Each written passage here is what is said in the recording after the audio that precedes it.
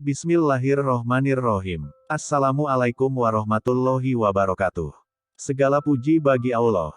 Kami memujinya, minta tolong kepadanya, dan minta ampun kepadanya.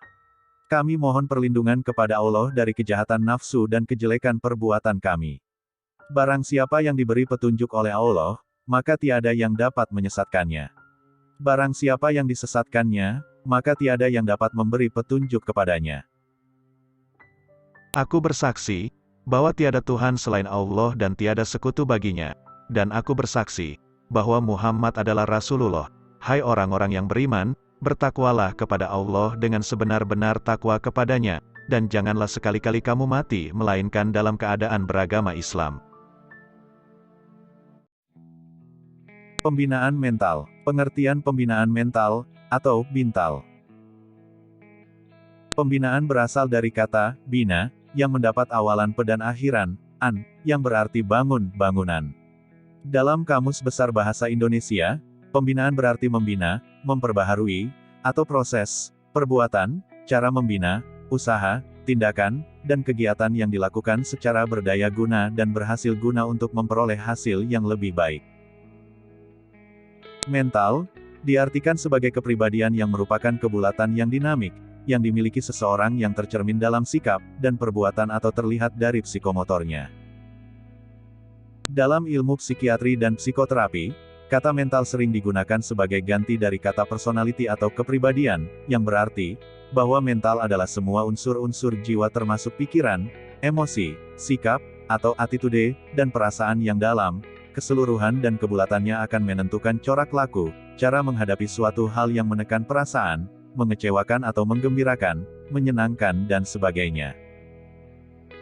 Para ahli dalam bidang perawatan jiwa, dalam masalah mental telah membagi manusia kepada dua golongan besar, yaitu, 1 golongan yang sehat mentalnya dan 2 golongan yang tidak sehat mentalnya.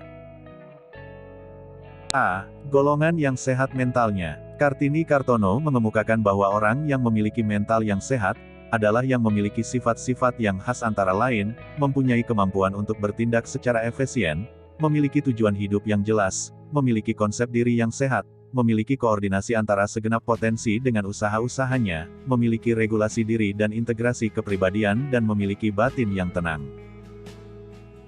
Di samping itu, beliau juga mengatakan bahwa kesehatan mental tidak hanya terhindarnya diri dari gangguan batin saja, tetapi juga posisi pribadinya seimbang dan baik, selaras dengan dunia luar, dengan dirinya sendiri dan dengan lingkungannya.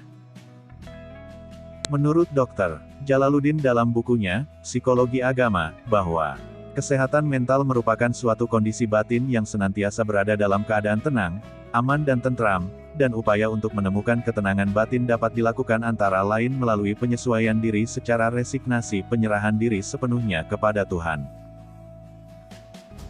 Sedangkan menurut paham ilmu kedokteran, kesehatan mental merupakan suatu kondisi yang memungkinkan perkembangan fisik, intelektual dan emosional yang optimal dari seseorang, dan perkembangan itu berjalan selaras dengan keadaan orang lain.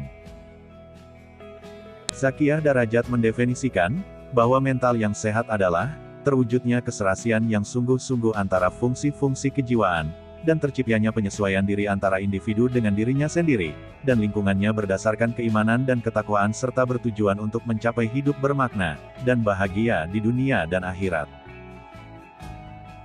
Jika mental sehat dicapai, maka individu memiliki integrasi, penyesuaian dan identifikasi positif terhadap orang lain.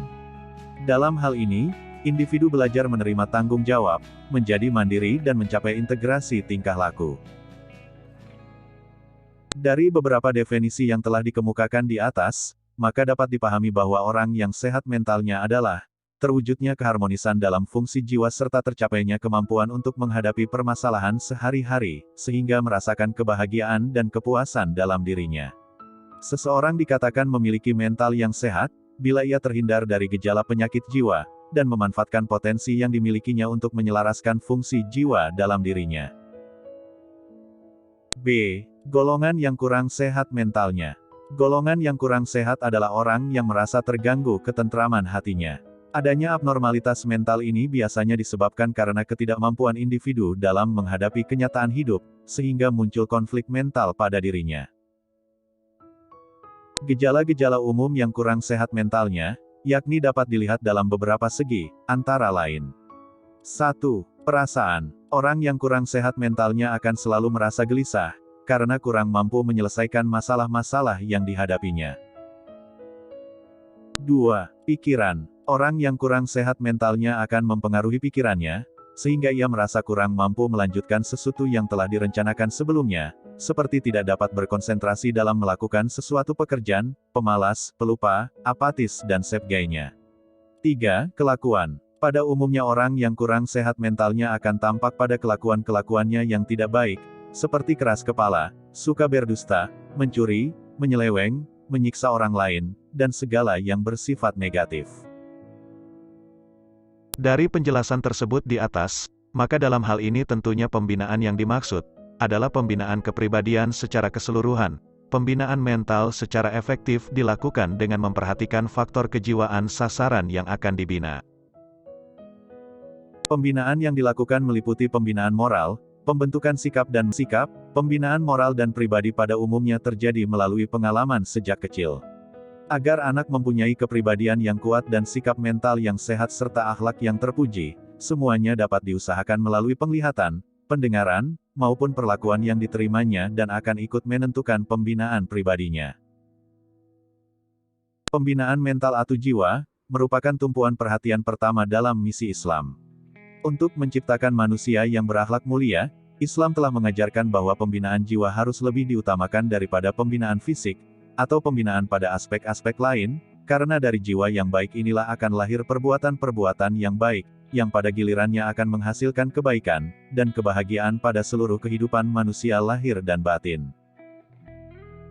Menurut Quraisy Shihab dalam bukunya, Membumikan Al-Quran, bahwa manusia yang dibina adalah makhluk yang mempunyai unsur-unsur jasmani atau material, dan akal dan jiwa atau imaterial. Pembinaan akalnya menghasilkan keterampilan dan yang paling penting adalah pembinaan jiwanya yang menghasilkan kesucian dan akhlak. Dengan demikian, terciptalah manusia dwidimensi dalam suatu keseimbangan. Dengan demikian, pembinaan mental adalah usaha untuk memperbaiki dan memperbaharui suatu tindakan atau tingkah laku seseorang melalui bimbingan mental atau jiwanya sehingga memiliki kepribadian yang sehat, akhlak yang terpuji dan bertanggung jawab dalam menjalani kehidupannya. Wassalamualaikum warahmatullahi wabarakatuh. Segala puji bagi Allah, yang Maha Pertama, yang Maha Terakhir, yang Maha Tampak dan yang Maha Tersembunyi. Tak ada daya dan kekuatan kecuali dengan pertolongan Allah yang Maha Tinggi dan Maha Agung. Salawat dan salam atas Nabi Muhammad, beserta keluarga dan para sahabat beliau semua.